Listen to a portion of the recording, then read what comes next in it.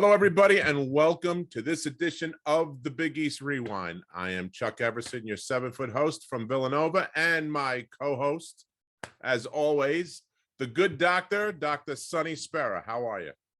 Chuck, I'm good. I know I was in the Wildcat Den. I put on my Navy sweater. I want a little credit that. for this. And I'm sure the guys do too. I want a little credit. I don't have the background you got, but I got a Navy sweater. Well, I know not a lot of people do, Sonny. That's the truth. That's for sure. Ain't nothing wrong with that. So listen, Sonny, today's show, we're gonna be talking to three guys that were part of the first recruiting class of Jay Wright at Villanova. So these are the guys that started the whole thing. And with that, Raise the bar. Let's kick it off. All right. So we got three great Villanova players with us today. Our first player hails from the Bronx, Sonny. St. Raymond's High School in the Bronx. He was all Big East. He played a year with the Celtics and had a long European pro career. He goes by A-Ray. Allan Ray is with us. How are you, Al? What's up? How y'all guys doing? Thanks for having me. Doing Absolutely. Good. Thanks for coming. Glad you're Hey, here. Ray. I appreciate the blue, but I got on red, so I can't really talk. I see that. And Jay, I'm loving that background, Jay. Try. That's an effort. It's good effort. Right. Definitely. Also, He just did that. With us. Go ahead, bud. Also with us today out of Brooklyn, out of Bishop Loughlin High School in Brooklyn, is the great Curtis Sumner, also an all Big East player and all Big Five. Kurt, thanks for coming out today. Appreciate you, Chuck. Brooklyn, stand up. Let's go. Well, listen, we got everybody from New York today, which is great. I love that, because not only we got Villanova guys, but we got all New York guys. And last but certainly not least, my main man from Amityville, Long Island, New York, McDonald's All-American, Nova Hoop legend, and Sonny, by the way, we share the same birthday, Jason and I, the great Jason Fraser. How are you, Jason? Long Island. I'm well. I'm well. Thanks for having me. It's a pleasure. Yeah, always good to see you guys. We get together a lot at some of the events that they have at Villanova, and we get to hang out a little bit. And so it's cool that you guys have come out and hang with us for a little bit. Appreciate you doing that. So it was easy, Chuck. You already know, family. That's right. That wasn't hard at all. That's right. That's right. So, and it doesn't matter when you played, right, guys? I mean, listen, I'm almost 20 years older than you, Jason, to the day. And we hang around like, it's like it's nothing. It's funny because, I was at a game the other day with Will, one of your teammates, guys. I was with Will and Chef, and there's like a 30-year difference between me and Chef. And I was keeping up with him pretty good for a little while, and then my age started to show. Nah, we all family. So let's kick it off. So talk to me, Jason. We'll start with you. Talk to me about how you made your path to Villanova out of Amityville High School on the island. I mean, it was many different things that contributed to my decision to go there. One was I played against all the guys. I played it with or against everyone else who had committed at the time. I knew I had strong desires to play at the same school as Curtis. At the time when I did commit, Fred Hill was known as, if not the best, at the very least, one of the best recruiters in all of college basketball. Matter of fact, I liked him so much. I remember, and Kurt can attest to this, he was at Seton Hall, and I remember saying, hey, if you make him the head coach, we're going right now to Seton Hall. And obviously that didn't happen, and everything panned out the right way because he went to Villanova as assistant. And ultimately, it came down to just prayer, Chuck. I prayed and everything lined up and it was right. And I made the decision to move forward. Now in high school, I actually met you when you were in high school. I don't know if you remember. You had committed. I remember. You had committed. Yeah. And Jay said to me, hey, go welcome Jason to the family. So I went down with my son, who was a youngster at that point, and we walk in and there's this line wrapped around the building. I'm like, what the heck is going on? and you got I don't know 100 people waiting for T-shirts to be signed by you before the game. Yeah. Right before all this NIL stuff. Before the started. NIL, I was gonna say you Yeah, can write yeah. a book on that now. I joke about that sometimes, saying, man, if the NIL was out when I was when we were playing, I was in high school, Oh, I'd have made all my money then. you would have been set, man. Oh my God. Right. You were the guy College on might have been a that one. letdown. College might have been a letdown. Yeah, I Yeah, remember. Jay- I remember that. It was that was crazy. How about you, Kurt? I Getting mean, your- if Allen had committed first, so that really made it attractive, other than Coach Wright and the other coaches being there. Like Jay said, Coach Hill at Seton Hall. We really like Seton Hall, Coach Amica, the whole situation there. Yep. But I've known Coach Wright for a couple of years because of Mikey Claxton being an AAU teammate and us getting tickets to the games. And Coach Wright just always being, just that young coach out of many other coaches, just was just different, because I guess he was a little younger, had a nice aura to him. So I just was attracted to, just being recruited by him, and my mom, she worked on Wall Street, and she talked about, just out of all the schools that were recruiting me, she was like, Villanova is like a different animal. She worked at Goldman Sachs, and she just talked about just how they run Wall Street, and potentially just the connections it could bring versus the other basketball schools that were involved. So, but I didn't know Villanova was so close too. And that's what really was the third thing. I was like, wow, like it's actually closer than I thought. And I always wanted my parents to be able to come see me play. I felt I played my best. My parents were there. So it was all those, it was those things really. So Allen, potentially what Villanova could do, life after basketball, so to speak, just Coach Wright being there after knowing him forever, and Coach Hill going there. All those things kind of played a part. And then just the potential of Jason coming there, and Randy, talking to Randy. I knew Randy was kind of on board. But Randy just had to, wait a little bit. But it was all those things. So where did I got to ask you about the relationship with Jay? So he's coming in new to the school. Were you like in his recruiting web for maybe like Hofstra? Was he reached out to you at that point? How did you develop the relationship with him? So I got it was more so like team camp. Okay. He recruited Michael Boynton, who is head coach Oklahoma State now. So he was getting that relationship with him. So going to see Michael Boynton, he was seeing me. Again, just Speedy Claxton, Mikey Claxton being a teammate of mine, going into games. And again, so that started the relationship.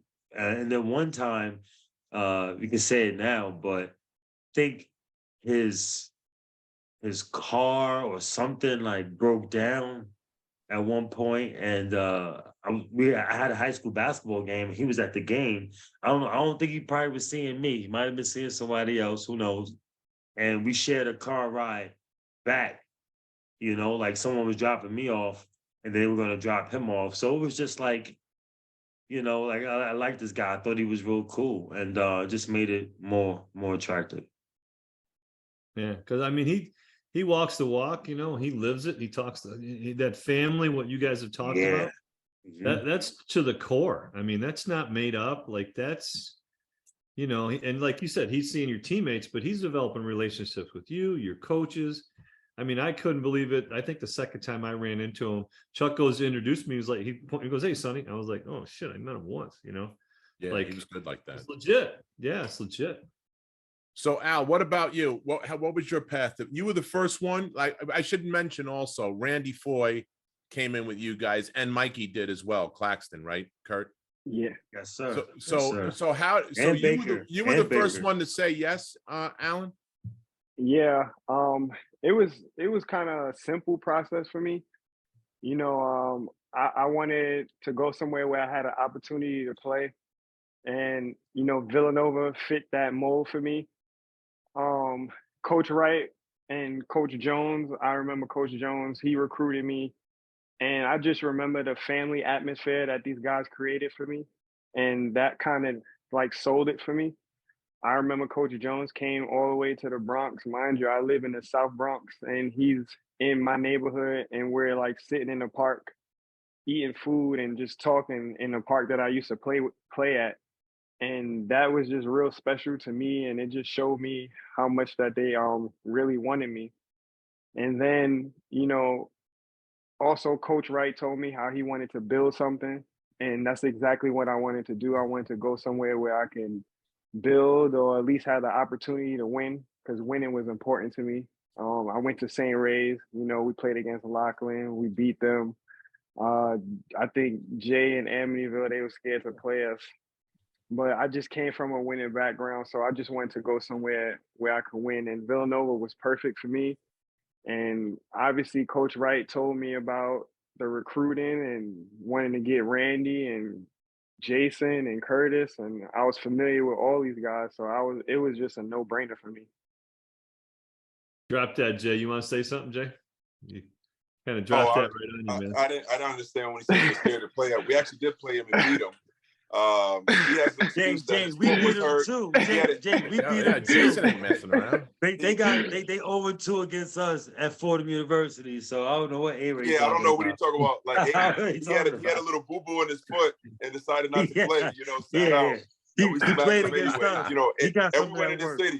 He got some of These that Long work. Island boys went out in the city and took care of business. So Hey, Chuck, So, all I gotta say is I got 2 championships.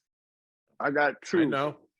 Jason's That's it. squad There beat you both go. our squads, though. I'm not gonna lie. I got 3. Jason team beat both Bishop Lachlan and St. Ray's. I'm not gonna lie. Oh, his high school team was good. I got remember 3. watching those guys. I got 3 championships. I saw them win the Long Island Chip one year. I know they were tough. So did you guys play in the AAU circuits together, against each other, Riverside? I mean, did you play with the off season? Jason and I were on the same AAU team, and Allan played on like a spinoff of the Panthers called the Ravens. This is gonna be a good show. yeah. They try to duplicate what we had, but it didn't work. They was all right. They were good though. They were good. I mean, Kurt, how many city champs you got? What? How many we city said champs you got? hey, the subject changed to AAU, so now we talking AAU, and now you're back on the old topic. So, how many championships we got, Jay? How many championships we got? How many ISA championships? Oh, I'll say this. And national championships. We beat y'all in Vegas. That did not beat us in Vegas. You didn't beat us in Vegas. We won a chip. We won a chip. We won the big time. Yeah. Hold on, Kurt. No. We went to the chip one year. We lost to the Atlanta Celtics. So we talking about Kurt, different years. I'm gonna let it know, Kurt, Chuck, Sonny.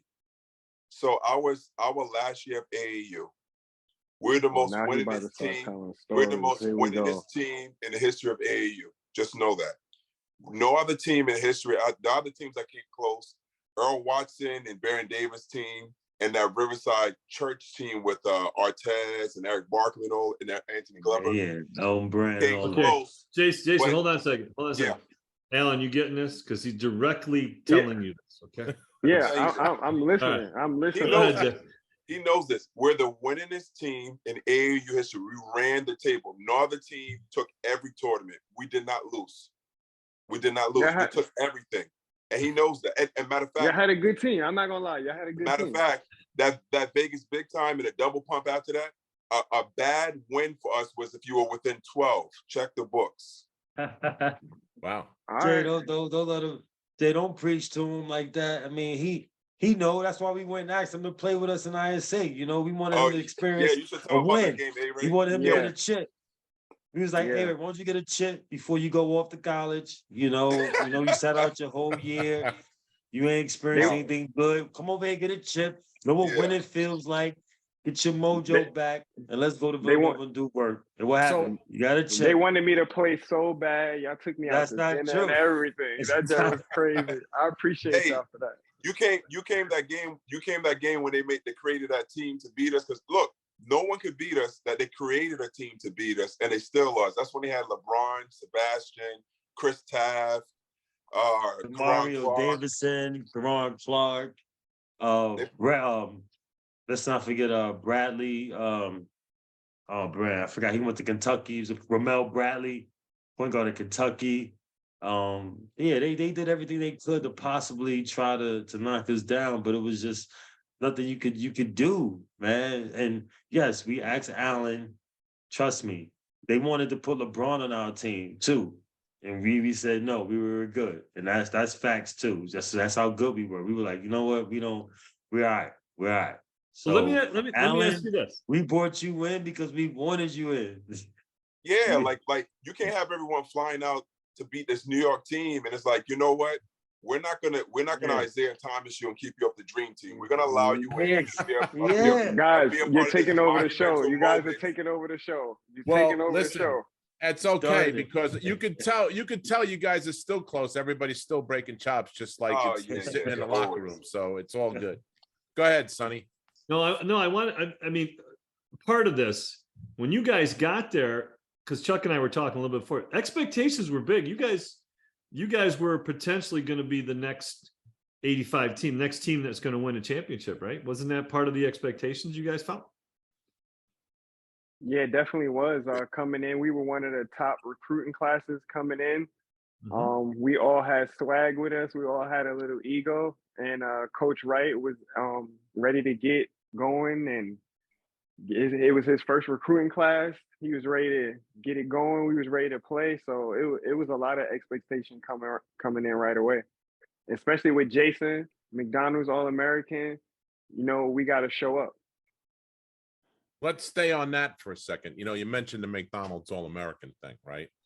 Now, Jason and I go back and forth with this. Jason might be the only guy in the history of the McDonald's game to power dunk it in his own basket. Have you ever seen? The guy's on the foul line. He's got to block the guy out.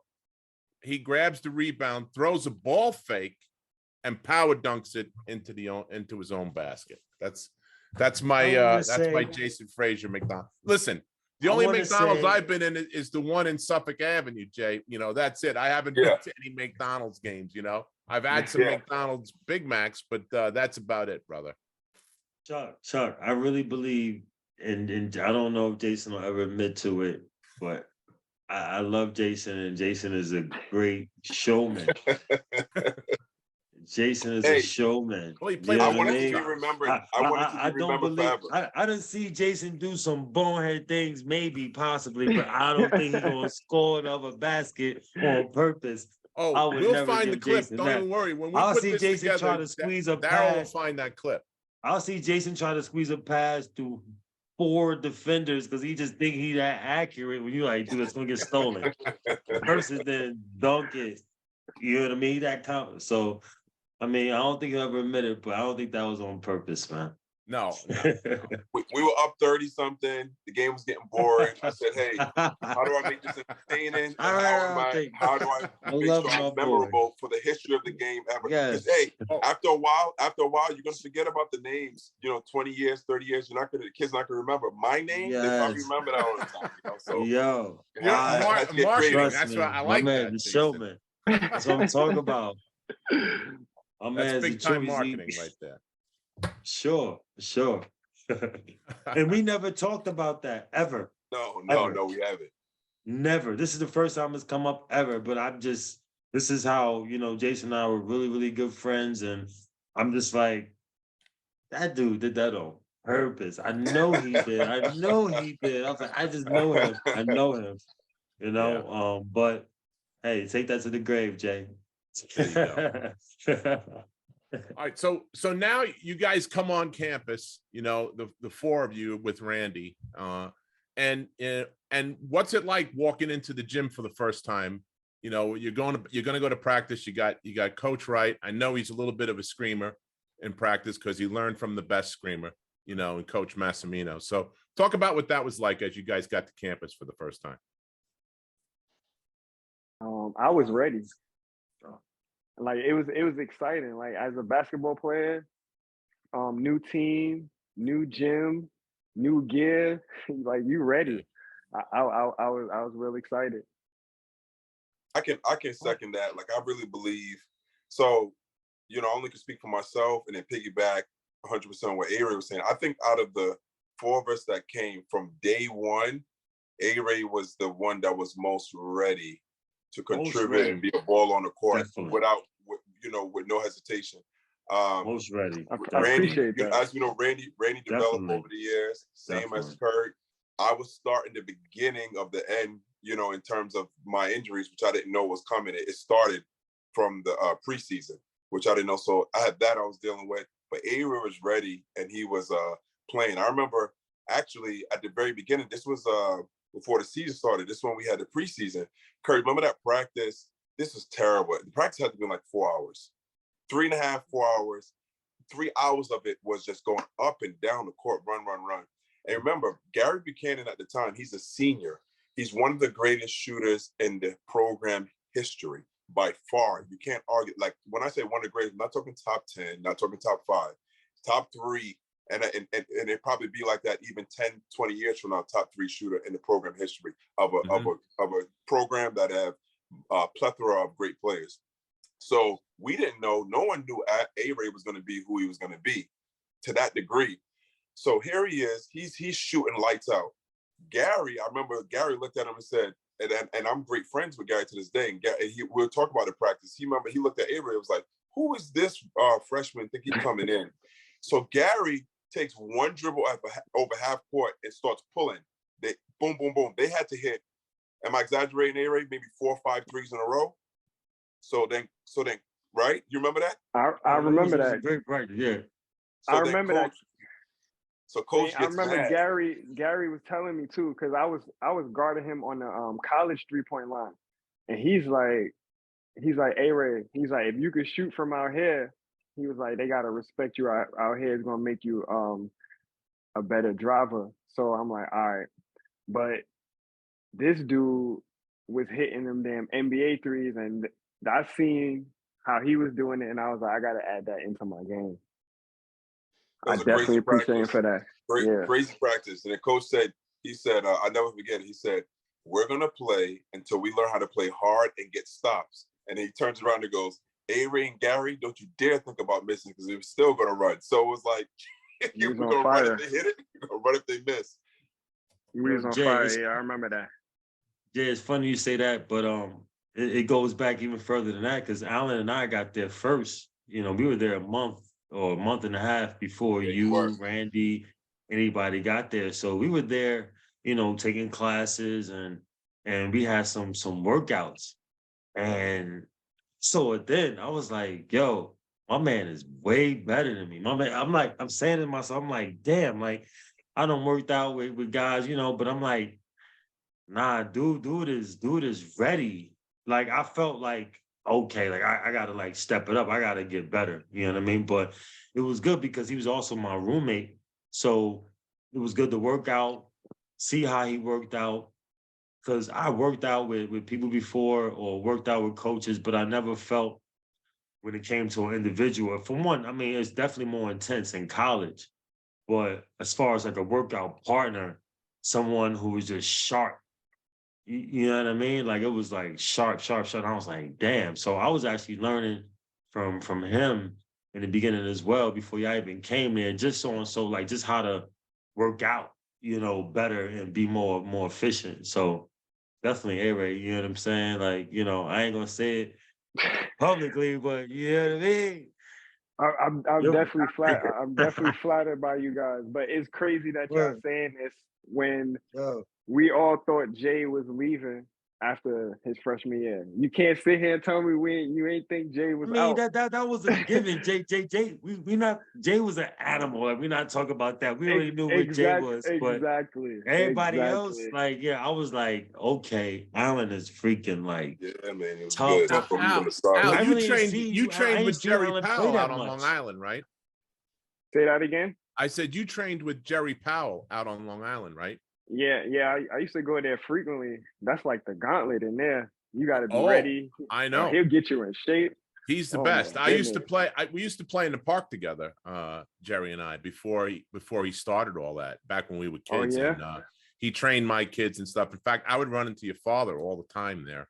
You know, Yeah, he used to he'd be go down there there. all the time. He used to go there all the time, and every time my daughter or my son was there, you know, I'd always catch up with him. So I knew, you know, he has some serious workouts. That's probably where you got some of your, you know, push with some of the stuff that he was doing with you, right? Yeah, yeah, he really helped me with like getting to the basket because high school I was a good shooter. I could get in the lane, mid range, but in college I wanted to learn how to get to the basket a little bit better, and he Mhm. really helped me with that with my handle, um, moves, getting to the basket, being able to create for myself. So he played a big part in that with my development. And was he a big sneakerhead at the time when Oh you yeah. was around? Oh Yeah, yeah. he's a oh my goodness. Yeah. Yep. He was great with that. And then he wound up working with a lot of pros and stuff like that and became who Yep, he is. yep. Go ahead, son. JP. I got to ask Alan this question because it seems like Jay has a way with a certain size guard that's maybe undersized, you might call it, or what have you. But it seems like he's always had a great connection, and those guards do great. Not even just at college, but even the next level. So, like your teammate Kyle Lowry, and you mentioned Speedy Claxton. These guys, it seems like they thrive under Jay Wright. Were you expecting that, or how did that develop for you in that relationship and that on-court presence that he seems to make sure he teaches? I didn't get it right away. Freshman and sophomore year, it was obviously a learning experience. I didn't get it right away coming from high school. You're not really used to these elaborate schemes on defense and offense. But once it clicked, it's real simple. All he asks is for you to rebound and defend, and you're going to be on the court as a small guy. That's all. Rebound and defend. If you do that on the court, Coach Wright is going to play you, and you do that at a high level. So that was one of the things I figured out. And if you look at all the guards that came through Villanova's pipeline, that's one thing that they all do. And Randy was great at that too for his size. I mean, he was playing some of the 5 men on the other team and 4 men. Yeah. So for guards, if you go there and you want to win and you like have aspirations, like just go there, rebound and defend. You're going to play on the court. But it seems though that offensively too, there's something like there's a green light. There's just that confidence to execute at a high level, to score, to distribute, to coach on the floor. It seems different than a lot of other programs I've seen.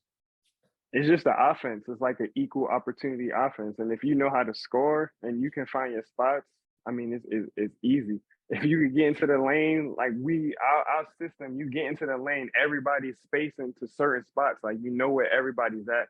You know where you're going to be open. So I think that guards, we do a great job of taking advantage of that in that offense. It's really an equal opportunity offense. As you can see now with our team, anybody can go off on any given night.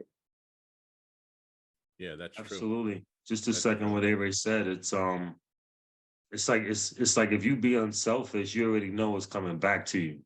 Mhm. Because you know where everyone was at. And I think that's what he did was he made us know where everyone was at. Like, be aggressive. But when you get in trouble, you gotta be smart too. And he holds you accountable being smart. But these are your outlets.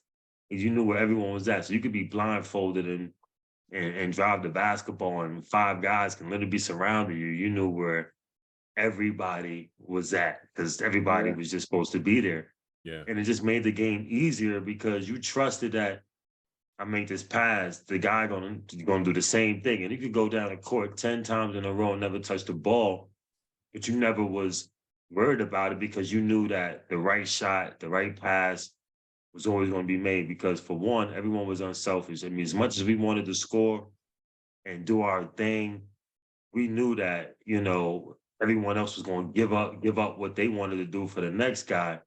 So, if it wasn't right there, then, make the right decision. And I think it helped us become a better team. We had our bruises. You see the way the team plays now, and over the last maybe 6 or 7 years. I think Coach Wright tried to make us play that way, that first class, but we just couldn't play that way and execute the way he wanted us to. Too many turnovers. So we had different schemes, which allowed us to be more, use our ability more with isolation. Whereas right now, you see they play like a quick catch and shoot. Like we didn't do that. Like it would have been nice to play that way a little bit, but we would just turn the ball over that way because we got the ball and we just could beat our man or break our man down individually. So he developed a scheme to allow us to still be efficient, do what we do best without turning the ball over. Yeah. So it just looked different, but same stuff. I want to ask Jason, like for you, did he try to make sure that you got like were an interior player? He didn't seem like there was a lot of big guys that he had. He's, but here you are, stud. Did he make some modifications for that, or did he get you out facing the basket more? What was your role with that whole deal? I think instead of looking at it offensively, it's more so coach takes a holistic team first approach. And for our team, could I score? Yes. As you see, when someone got hurt, then all of a sudden my scoring jumped and I can do it multiple nights back to back. However, can everyone else dominate a game defensively? I can by taking 3 shots. No. So it was only but so much ball, almost so much shots. I remember my sophomore year, I remember he brought to me, it was a Ben Wallace article. And then he explained how Ben Wallace was so effective and how everyone got the credit because Detroit was successful as a team. And I didn't like it at the time because I didn't understand, but I knew enough to just trust coach and the system. And that allowed a lot of touches for Kurt, Randy, Allen, Mike Nardi. And then obviously when Kyle came in, and then it allowed me to focus on things like defense, rebound, outlet, the different kind of stats that don't show up on the stat sheet, like setting good screens, making the hockey pass, that kind of thing. And it made me, the word I would say, an effective player. As more everyone looks at, how you score or what kind of skill set you go, where the most important thing is how effective you are as a player in terms of your impact on the court. And he helped guide that and taught me what's important. Like I used to duck in and post up some half the times with the intention of Allen or Rainey driving to the basket in a free layup by sailing my man. That's effective, so right. that was something the coach did. That was great.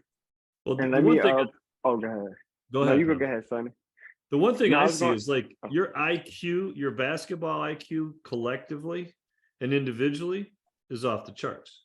Yeah. Right. So if I said, okay, here's a shot, and I said to all you guys, was that a good shot? I think every one of you, if it wasn't, would say, nope, this was a shot. There's a lot to be said for that. Yeah, that's a lot of film sessions. Good. Yeah, for sure. A lot of film sessions like, okay, guys, so we're going to see it for this hour. We're going to watch the whole game, every shot in the game.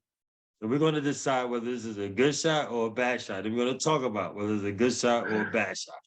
And then you start understanding like, hey, good shot, bad shot, good shot, bad shot. And you start understanding like, damn, well, why are my shots being bad shots? Or, okay, those are good shots. So if coach saying those are good shots, nobody else should say nothing. And I think over time, we just start recognizing what was a good shot, bad shot. And if someone actually took a bad shot during the game, they would say, damn, my bad. That was a bad shot. And like no one else had to even say anything. It was easy. They just automatically knew. And you're now no coaching one was trying yourself. to take a bad shot. Yeah, no one was coaching themselves. No one was trying to take a bad shot. That's what I mean. That's off the charts IQ. I mean, that's a great leader, right? Empowers. Not only that, but you had to have good guys, Sonny, not just players, because you had to be able to sacrifice your game for the greater good of the team, like what Jason was saying. Yeah, you're getting that. I mean, definitely that's coming through loud and clear. It's very obvious. Yeah, and that it's not a typical high school kid that can come into a place and do that. And that's what's asked about him, about them with Jay. I mean, that's how he is, and you see, the extra pass and all that kind of stuff. It's Chuck, completely what different. I really think it's about, Chuck, too. Just the idea that we like coming in there, it was all about building something like A-Ray said in the beginning. Like the other programs that recruited us, they were already built. Yeah. So the mentality was different. Like if I'd have went to North Carolina would kept in my plans. Like I'd have been going in there with the mentality, I got to get up out of here because they thinking about the next guy coming in and things of that nature. And Coach Wright wasn't trying to over recruit you or go after the next best guy. I mean, again, he wanted a great team, but he was getting pieces. You know, he was trying to build and take his time. And I think we felt a little comfortable with some of the mistakes we had, but we was able to really, really learn without worrying about the next All-American. Not that we didn't worry about competition, you know, because we recruited them. We asked them to come. They didn't want to come. Maybe they saw something in us that we didn't see, but you Right. know, after a while, you know, they was like, okay, like this is where it's fun to play. Like we watching you guys on TV because you guys out here balling. Yeah. And but it was about just building something and seeing what you see now, something that's forever lasting and standing, and now being identified as a blue blood. You know, whereas before I said I'm going to Villanova, and it was like, who? It's the investigation, Yep. right? Now Villanova, oh yeah, you good, you good. Yeah. Crazy. Well, Well, I listen, think- and then it turned. Then he gets credit now with forming, you know, the 5-out offense, the 4-out offense, and that was to your misfortune, Kurt, how that whole thing got started, right? You got injured, and all of a sudden now, coach is a genius because he's playing 5 guards, and it's really not a 1 or a 2 and a 3. It's 5 basketball players. I tell people that all the time, like, no, that's how we always played. I don't think Really? nothing ever changed. Yeah. Kurt was on the perimeter. Yeah. Like it just looked different because people expected me to play the 4 spot because they saw me playing a 4 spot, but that was my battle with Coach Wright because I wanted to be the 3. So I would spend half the practice with the bigs, half the practice with the guards, doing things. But I knew my potential longevity in basketball was a 3. I wasn't a 4. Right. But we compromised for where I can, you know, because I was bigger in size and I played aggressive as he wanted me to play. We compromised so where when I did post, it was 15 foot instead of on the block, you know, or when we had the bigs, and yeah, I was on the perimeter all the time, you know, bump, or Jay was the guys down there, how we spaced out. It just looked different, you know, because I was always in and out. You only saw the guards out or the bigs in. You never saw nobody in and out but me. When I got hurt, then okay, you started seeing the guards put Randy coming down and playing my spot, but you thinking Randy as the point guard, but Randy's 6'4", 220, 225. Now he posting up smaller guards his size. I mean, smaller than him. So it was the same offense, and that's why everyone was able to play it because even when I wasn't hurt, I was on the perimeter, the guards would be inside, it would switch up. And like you said, like when you drive the basketball, you know where everybody was at. So Right. nothing really changed. Coach Wright like a genius. I get it. I'm not trying to take anything from him. But he did he's a genius because he taught us how to play and how to play together, you know. And then when the next guy, if a guy got hurt, how you could just plug in and it didn't really like affect the system. So I would say that. So I mentioned the injury, right? And you, all 3 of you guys have had significant injuries as in your career at Villanova, and Jason probably more than most, with 7 surgeries, right, Jay? I mean, talk about the overcoming adversity of that type of thing. Like Allan, when you had the eye situation at the Garden. Talk about what that was like and how it was coming back from that. And then Jason, you too, add your comments in about your situation. It's funny because of the eye situation. This answer, I was really more disappointed because I wanted to win that game. I never won a Big East tournament, and I believe that was my senior year. Yep. And I was kind of disappointed that I kind of got hurt and wasn't able to continue the game. But the eye poke did hurt. You know, I remember Jeff Pierce was holding my eye, and I remember my eye was burning. Like my eye is burning. Obviously, there's no eyelid there, so my eye is burning. I'm just like, Jeff, like, what's going on? Like, why can't I see out of my eye? Why is it burning? And he just kept saying, it's going to be all right, A-Ray, it's going to be all right. So that already made me feel kind of uneasy. I'm like, all right, he's not telling me what the hell is wrong with my eye. Like, it's burning, but he's telling me it's going to be okay. So I go on the ambulance and my mom is on there as well. And I ask her the same question. She tells me the same thing, like, it's going to be okay. Don't worry about it. So at this point, I'm just freaking out and I just pass out while in the ambulance. And I remember waking up and being in the hospital. I remember my father was standing over me. And I remember that being a good sign because I'm like, wow, I can see out my eye again. And I was able to see him and it was kind of cloudy, but I was able to make him out. And I was obviously happy about that. And the doctor told me that nothing crazy happened. It just looked like it was crazy, but Carl Krauser had poked me in the eye and his finger was so damn hard. It just like pushed my eyelid all the way back. So it looked like my eye protruded. So in the hospital, all they had to do was just like pull my eyelid back up. Oh, wow. I was right there with Chuck, because I was hurt that year. So, you know, when the team got together on the court, everyone huddled. Right. Me and Jeff Why was you right didn't tell there. me? I seen your eye. Oh, Why you didn't tell me? I screamed. I said, "Oh shit!" I remember. I said it. I said, "Oh shit!" The whole I was arena like- said, "Oh shit!" I said, but everyone saw the jumbotron after the fact. I saw once because you was on the floor screaming, kicking, and then they got the towel put over your face. No one saw it first. Once we stood you up and Jeff took the towel up, I seen it, I was like, oh shit. And then that's when Jeff was like, it's gonna be all right, and put the towel back on. And I was like, and everyone was like coming back to the huddle because once they took you off, you know, the team's breaking off, like, yo, what happened? I'm like, yo, his eye is like hanging out. Like, Yeah, and so you started. It was the scary, rumor. man.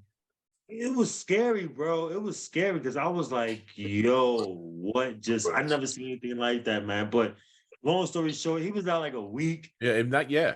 Right. He Came played back. like a week. Now, Yeah, but what's up, Jason? Sunglasses. No, I want to ask you, Jason. So you and I have talked about this a little bit over the years. You know, talk about, you know, now you had 7 surgeries while you were at Villanova, correct? Correct. Talk about what kind of attitude you have to have, because that's a word that's thrown around a lot at Villanova.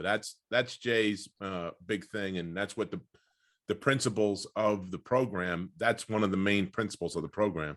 Talk about what it was like, man. I mean, you know, you're coming out of high school with all these high expectations, and you keep getting injured, and you came out of it with I don't know anybody that could have handled it better than you did, man. Honestly, I mean, I marveled at that, for real.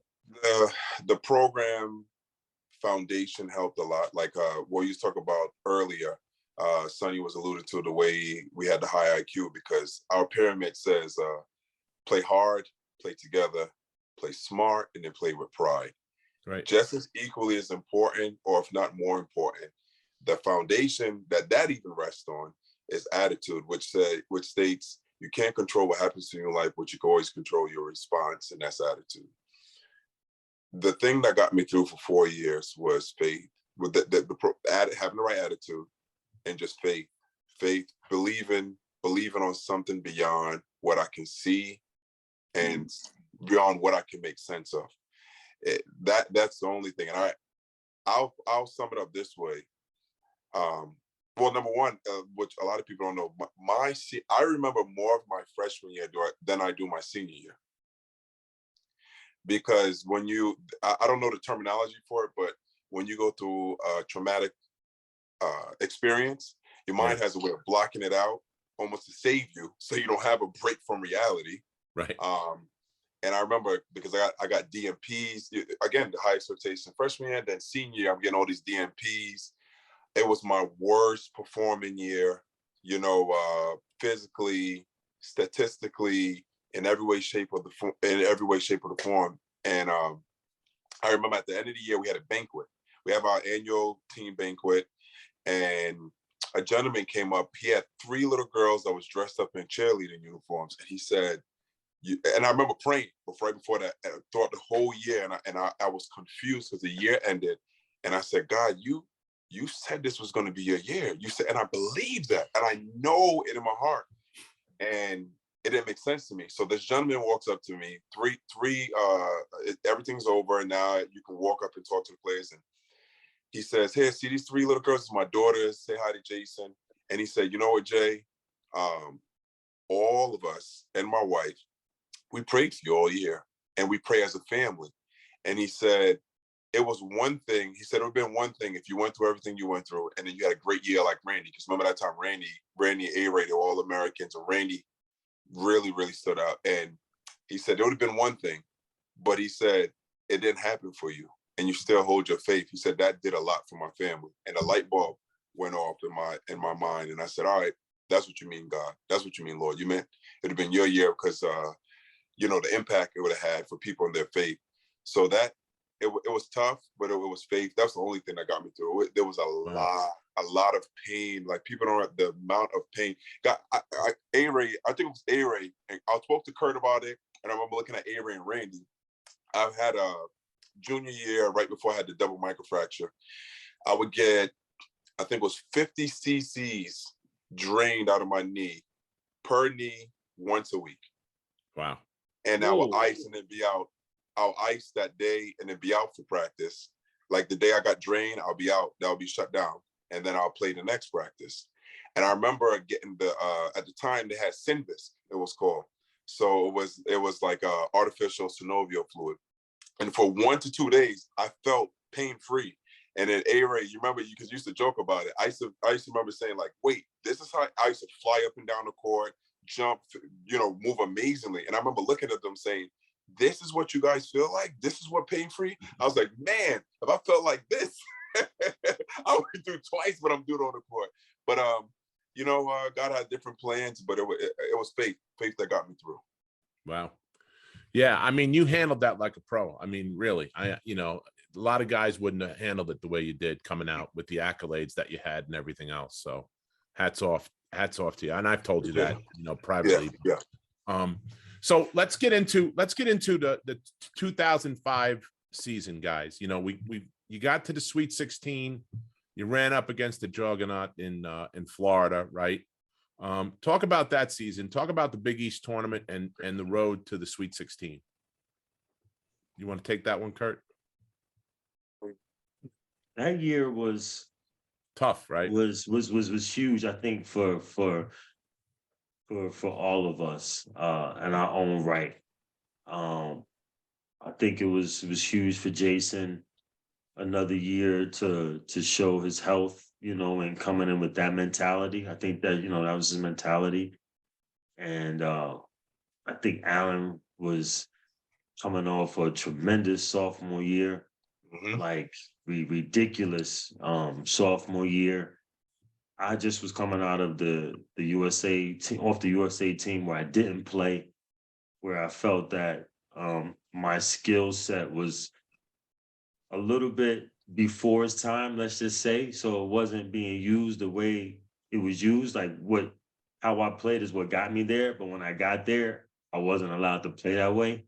But making a team was still a great thing and a great experience, but I had a fire, there coming in my junior year. So me wanting to prove and myself, Allan coming off a great sophomore year, Jason trying to get healthy. I think Randy didn't have a great sophomore year. So his junior year, he wanted to be better. So everyone had really something to prove that year. And Mike Even and Coach Will Wright. were, and Mike and Will was, done their freshman year. So they got that out of their system, and then they were better season. And that's really what it was. And we went in there that year, and I think everything just worked out. Everyone, was ready. Everyone filled their spot, filled their role. It was easy to play, with alongside of everybody. I think it was easy to coach, to be honest. And we won games that we normally would have lost due to lack of maybe understanding time and score. Yeah. It was never about talent. I think we always were better than most of the teams, whether they had a name or not. We just, maybe time and score and maybe understanding who we were too as players and understanding to how to defer to the next one, maybe a little bit better. I think that's what it was. And Do you think it made sense. was? Do you think it was at that time you guys started to emerge as the leaders of the team? I mean, now you're starting to get a little NCAA experience, a little postseason experience, whereas before, do you think that had a lot to do with it?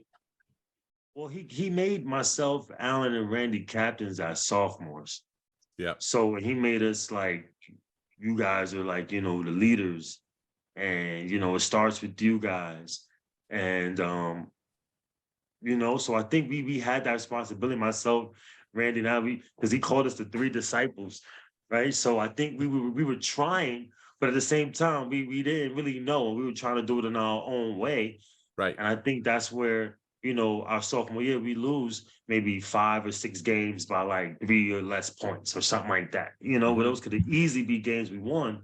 Whereas our junior year, we understood each other and our games and how to defer a little bit better, especially in during time and score situations and recognizing good and bad shots. I think it was easy because we always wanted to play and wanted the next guy to do good.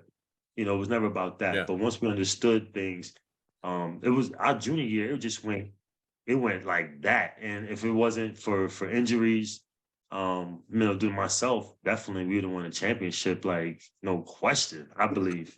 That's just my idea. We had the right formula for everybody. I mean, Al, that's a heavy load as a sophomore to be looked upon as, as captain and that responsibility in that program. I know what that's like. And, that's tough to ask of a sophomore where you really don't even know what you don't know yet. You're still kind of getting your feet wet and still kind of learning the system and what it's about, right?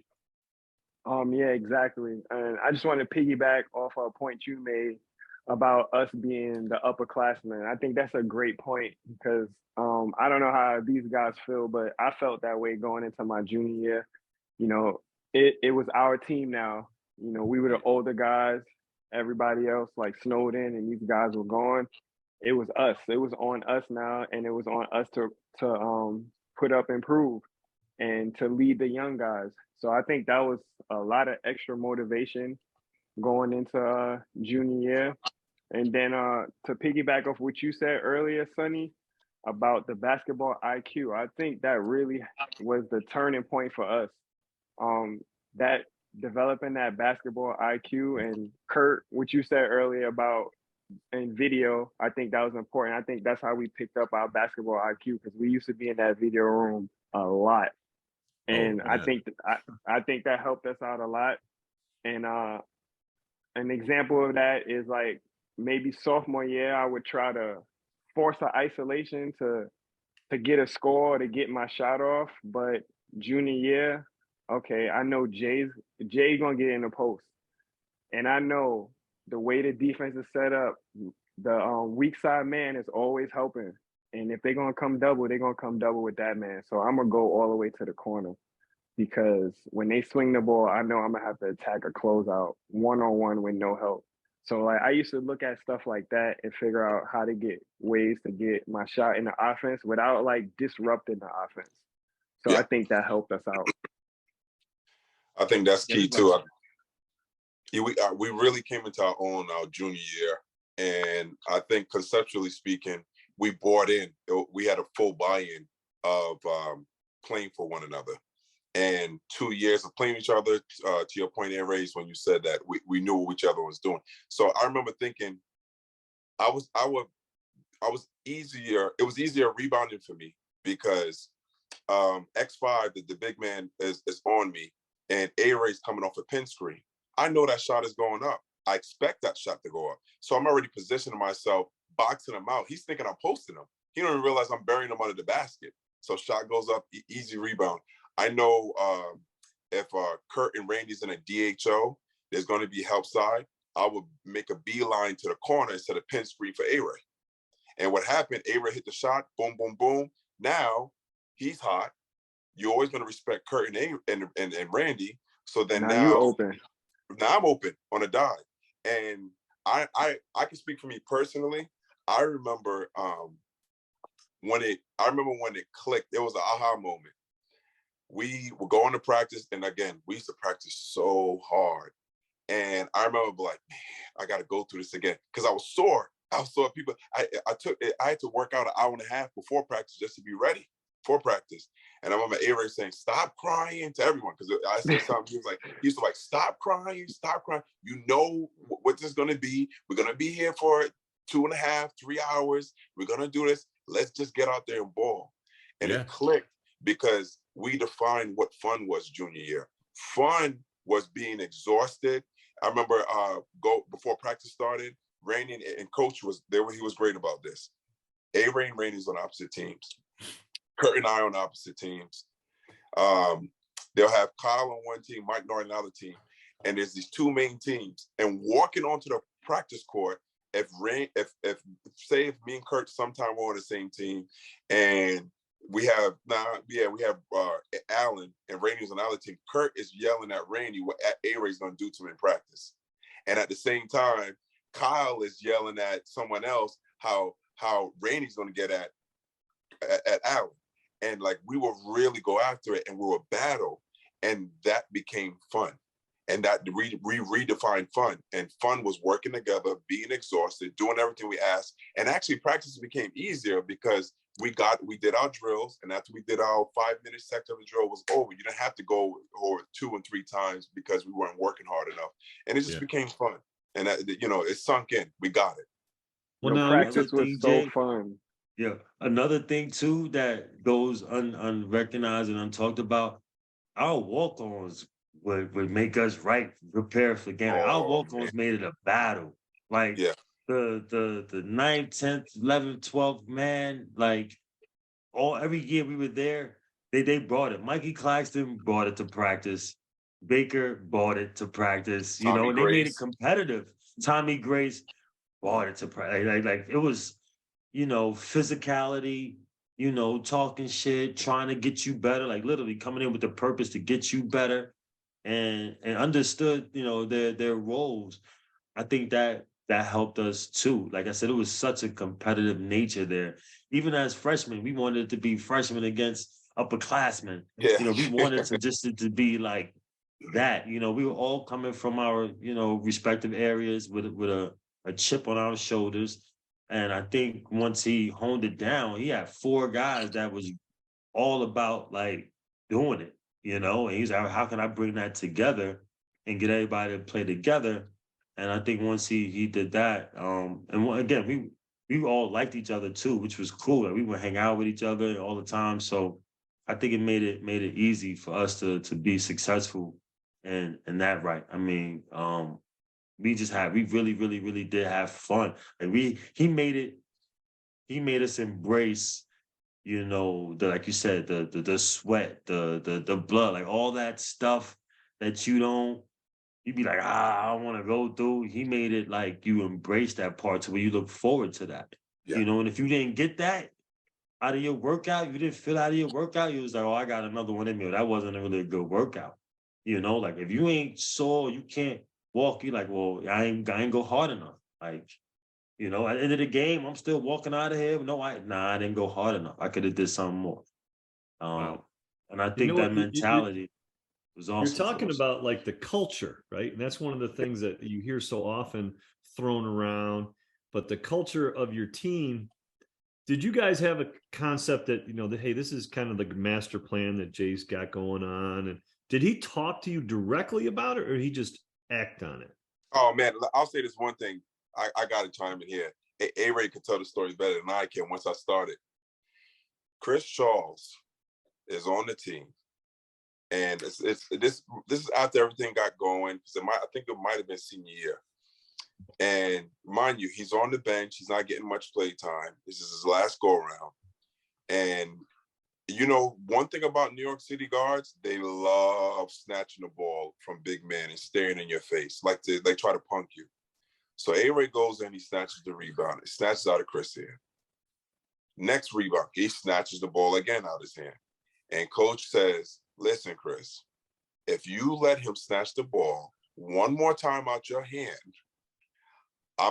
he said, I'm not playing you. I can't trust you. I'm not playing you. Now, mind you, that meant you're not going to play for your career. This is last year. Go around. He said, if you don't H up, if you don't take the ball, chin up, and pop a guard in their face if they come there, you're not playing.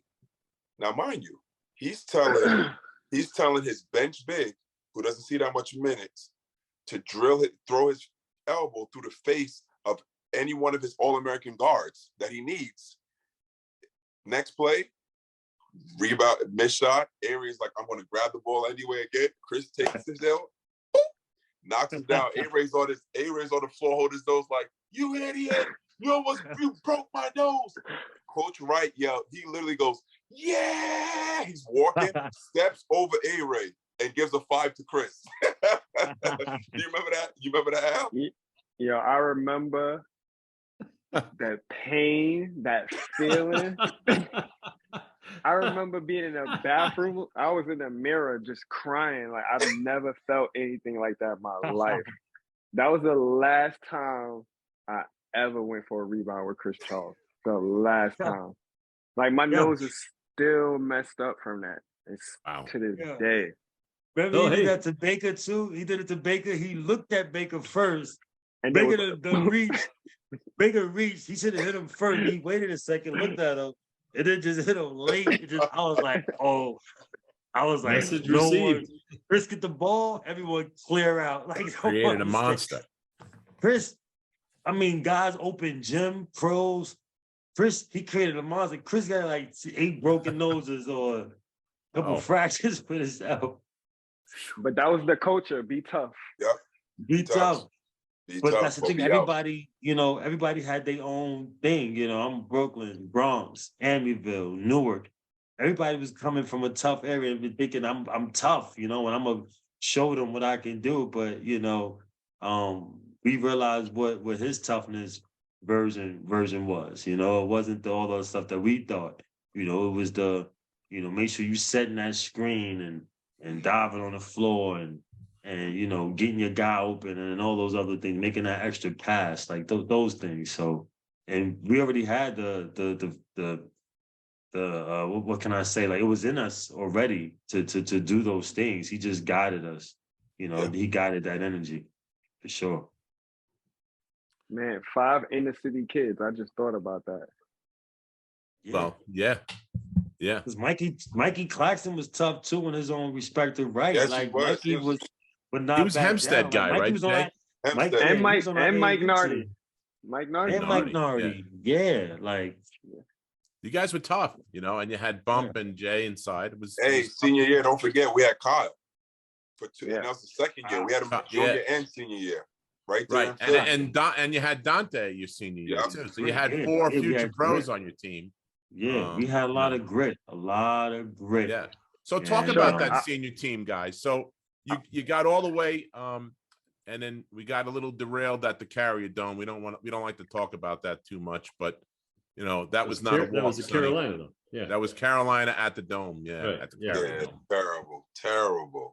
I just watched that again today, and I cringed again, just like I did all those years ago. Raph did me dirty. Yeah, he did. I couldn't believe that on TV when it's 2. How do you do that? How do you count 3? How do you stare at the TV and go 1, 2, 3 when it's 2? How do you do that? Yeah, well, he wasn't a Hall of Fame announcer at that point. He grew into that role after that. That's they all. Didn't have instant replay too, Ray. They didn't have instant replay. For the refs to go back and look, right? Yeah, that would have been crucial. Review. So talk about that season and getting to that point and what the mindset was, because you guys went into that as a number 1 seed, right? Yeah. You went in. That was a number 1 seed. 2. Right. We were what were the third? I want to say we were the 3rd seed. No, we were the 1 seed. I thought Carolina. Was the 3rd seed. When we played Carolina, we were the 5th seed. Oh, you were the 1 seed against when you lost to Florida. That's what it was. We were the 1 seed lost to Florida. Okay. So, and it just so happens that you lose to the eventual national champion 2 years in a row, right? Yeah. So talk about that season, getting to that point, Junior year, that was straight business. Like that year was straight business. The year we lost to North Carolina, it was straight business. Like we knew coming in, what we And wanted you were the to 5 do. seed. You guys were the 5. Yeah, All right. yeah, we knew we wanted to win. We knew we wanted to be a good team. We knew what we needed to do on the court. We knew we needed to follow the game plans. Like, we was locked in. We was real locked in. Yeah, I really enjoyed it. Our practices wasn't hard because we was so like our basketball IQ got so better. We was just going through practices and getting our stuff done, staying fresh, getting on the game, being killers. I enjoyed it. I had so much fun. Mm-hmm. I mean, it was fun. Sure So, was.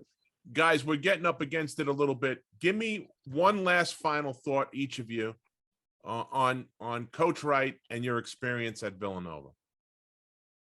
Why don't you go first, Kurt? I'm sorry, Allan. I would say great teacher,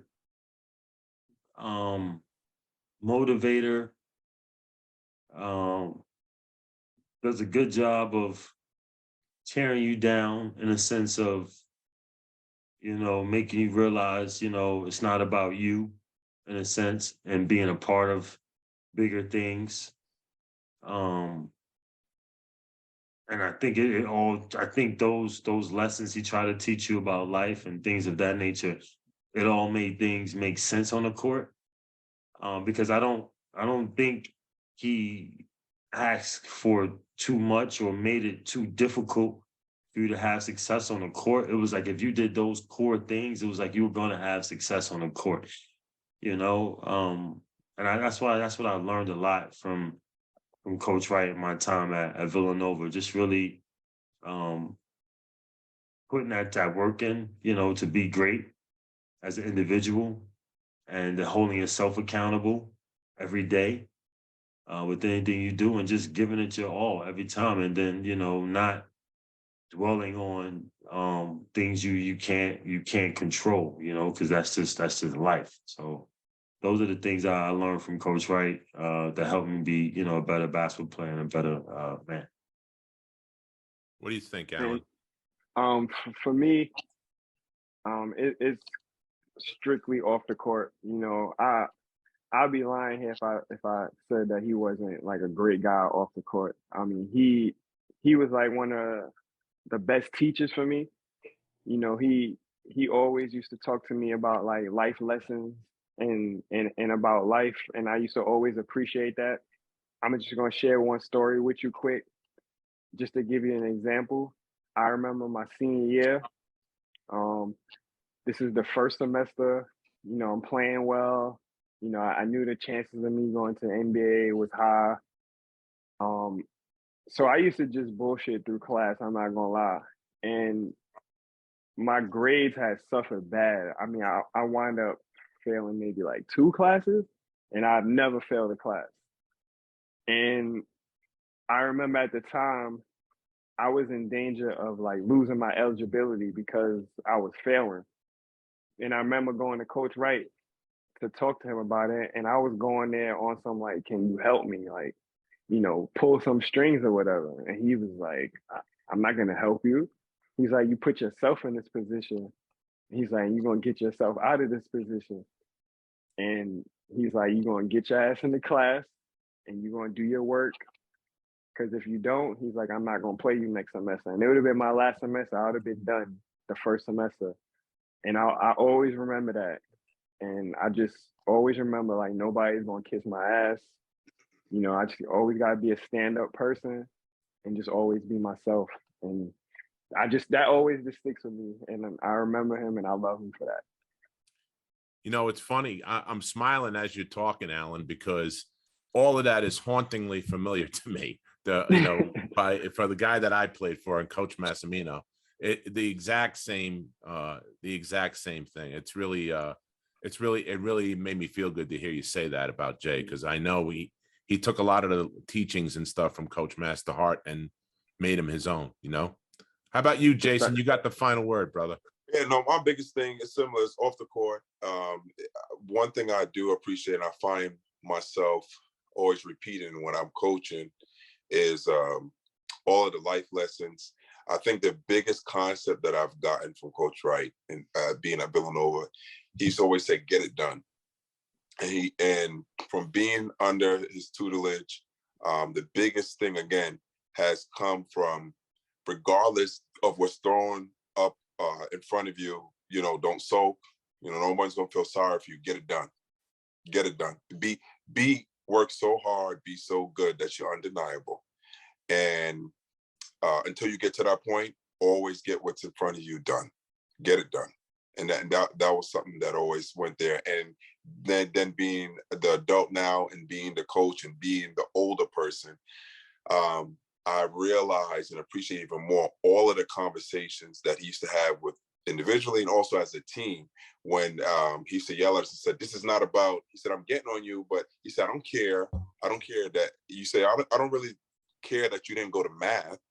It's you not doing and fulfilling your responsibility, you not going and being there." And he's like, "All right, everyone's going early to study. Well, I want you to be your best. Get it done and then be great while you're doing it." So that was the biggest thing that I got, and I appreciated that he pushed us. He said, "I'm teaching you guys to be men, not just ball players."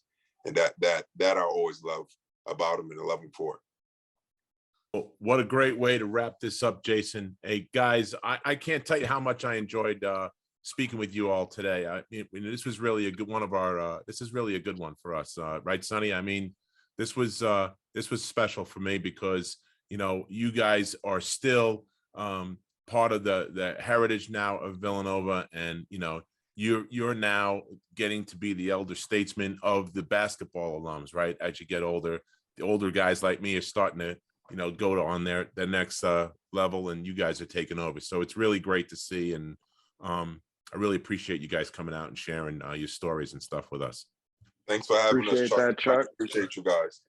So you've been listening to the Big East Rewind with Chuck Everson and Sonny Spera. The Big East Rewind was produced and directed by Nick Chico Chorus and Daryl Gurney. Check us out on all things social media by putting Big East Rewind in the search bar. And don't forget to like, subscribe, and share it with your friends. Have a great night.